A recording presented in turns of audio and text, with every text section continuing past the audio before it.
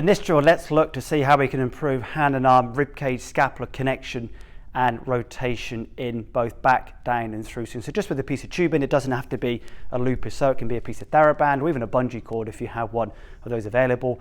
So with right hand or trail hand essentially in a very supinated position, so palm up, and with the lead hand in a very pronated position or palm downwards. So even with the hands maximum kind of 10 to 12 inches apart, allow the tubing to run across the palm so it tucks under the thumb like so. So across the palm and under the thumb.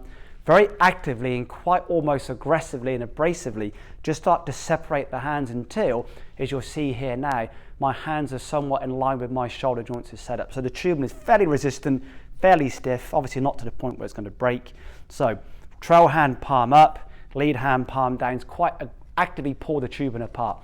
So from here now, just start to separate both hands quite actively, quite quickly. So keeping that connection through shoulder blades.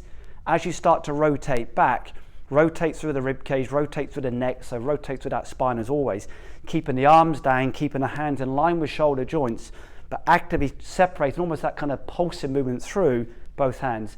Once you get to around about this place in time, just hold for whatever you're comfortable doing, maybe 5, 10, 15 seconds, and this can really give the awareness of that control and connection through that trail scapular, trail arm, rib cage in backswing.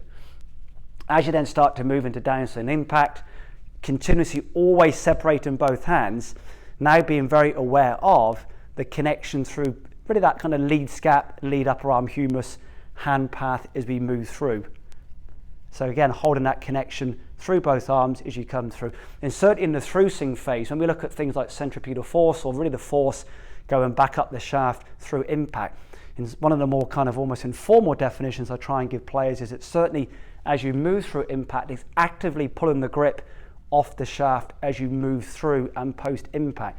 This drill can really connect back with the concept of connection through shoulder blades, connection through upper arm rib cage with rotation, but very much aware of how well can we, in essence, kind of really load that trail shoulder through backswing and then really pull that hand or pull that grip off the shaft whilst keeping that left shoulder blade down, keeping that good connection through that neck, lead scap during and post impact. So we're not looking to really lose that form, that connection through that lead shoulder, scapular, rib cage. So it's a drill to really help arm, rib cage, scapular connection, and then trail shoulder, let's call it loading through backswing, and then really being very active at how well we can pull those hands up in left through impact without really adapting that lead shoulder. Start to play with this drill just to really improve the awareness of both scapular control, rotation, and hand and arm movement.